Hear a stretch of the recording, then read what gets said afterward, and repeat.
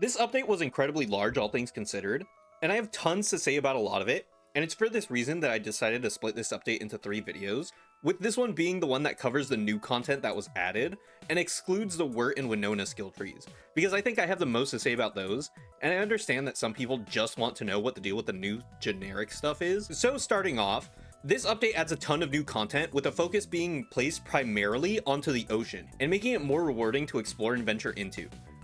Starting off with the thing that you're probably most likely to encounter off the bat is the Marotters. These things basically act as catcoons, but in the ocean, spawning from their little otter dens that appear primarily near the shorelines on these small little platforms. Marauders will pick up nearby items that they find on the ocean and bring it back to their dens, either setting them on the platforms or putting them into the dens directly. They also do pick up fish and kill them, and they'll steal your food if you're nearby. So if that's a problem for you, then feel free to just kill them or move them physically by using a paddle the same way you would as a boat. Overall, Marauders aren't too impactful, but they do a lot to make the ocean feel a lot more lively. There are also some new set pieces that you could find out on the ocean, which can contain some crazy strong loot, with the best thing that I've been able to find from them being a Starcaller staff. Though note that some of these chests are trapped and will have similar downsides to the chests that you find in the labyrinth in the ruins, so as long as you're prepared for that, you should be fine in just opening them. Additionally, there is a new quality of life update to salt stacks, as now you're able to just sail over the broken salt stacks, which helps tons when it comes to gathering salt. Next up is the change that they've done to the sea stacks by Monkey Island. Now, if you're near Monkey, you'll see indicators in the form of sea stacks, which are sprayed with yellow monkey insignias. The purpose of this change is just to make Monkey easier to find, which previously was a huge problem, since you haven't really had any good way to find it, meaning that you just have to aimlessly wander around until you happen across it, or you could just cheat, which is what I did. Though this isn't the only change done to monkeys though, as they have gotten a variation of their normal raids in which they have a chance of carrying a sunken chest with them, which have themselves gotten a huge buff, as well as just including new items altogether.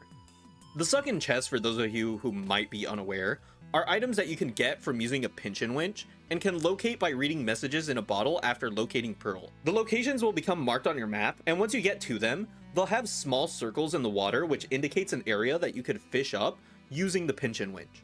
That's the long and short of how you get the sunken chest, but what do you actually get out of all that work? Well, prior to this update, you just have the chance at some pretty alright loot, which wasn't bad, but now you can find some really strong items and tools pretty consistently, which bolsters this loot table by quite a bit. I don't have the updated list on hand, but from what I can tell, it's mostly all ruins gear. There are 3 new items that have become the chase items in regards to what you can get from the sunken chest, with the first one being the new boat.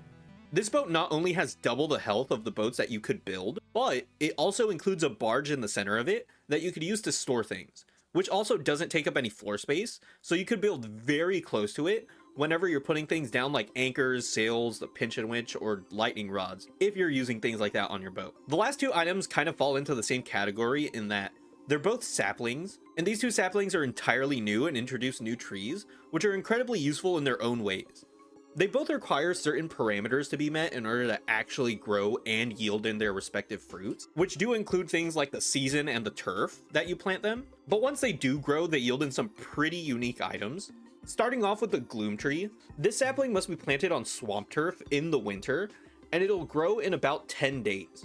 This tree yields in a new type of berry, which provides a new type of night vision for a pretty large amount of time. Each one lasts approximately 3 days per berry, with each tree yielding in about 4 berries each, though they only bear fruit during new moons, however, and only during the nighttime, making them a hassle to get large amounts of. Next up is the tree that's probably garnered the most attention, and that is the gem fruit tree. This tree yields in an item that, once broken, drops gems, with some gems having a higher chance of dropping than others.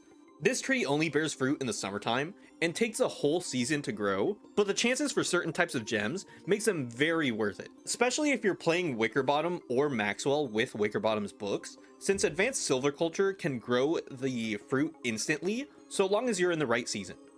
There are also some smaller things here and there, such as a new type of salt lick for your beefalo. The advanced salt lick you actually use salt for, and my understanding is just that it lasts longer. It does functionally the same thing, but overall this update is pretty nice for any beefalo tamers. There is one huge thing that I have kind of been skimming over, but it's definitely one of the biggest highlights that people are talking about, and that is that Crab King has finally gotten his own rework. This fight has been one of the most contentious in regards to the community's disdain for it, but now it's gotten a lot more tolerable, to say the least. The fight itself follows the same concept in that you put gems in which all have different effects based on what you put in them. They now influence different aspects of the fight, however, such as the amount of claws that spawn, their health, the little minions that shoot from the towers, the frequency of his freezing attacks, and so on. There doesn't seem to be any one particular best combination like with the old Crab King, but the fight is definitely more enjoyable now. That's basically all of the new content as far as the generic stuff goes. There are also tons of new skins, which I absolutely love, but that's all I really wanted to cover in regards to the new stuff that they've added. So now it's just the other stuff, which I have tons more to say on, so be on the lookout for those. I do hope that this helped you understand all the new stuff that was added. I'm really liking the direction that this update has kind of been taking. A big portion of this update kind of feels like they've been addressing the main complaints that people have had with the ocean, where a lot of it kind of does feel empty, which I love that they're addressing with the introduction of new set pieces. And I love that they've taken kind of an approach towards Monkey Island, where it's still kind of hard to find, but it's definitely not just wander until you find it. Incentivizing people to going and looking for sunken treasure is also appreciated, because prior it had a lot of sort of niche uses, in that you can maybe rush a walking cane out of it, and that's really the only time I've ever really seen it be used at all by anybody.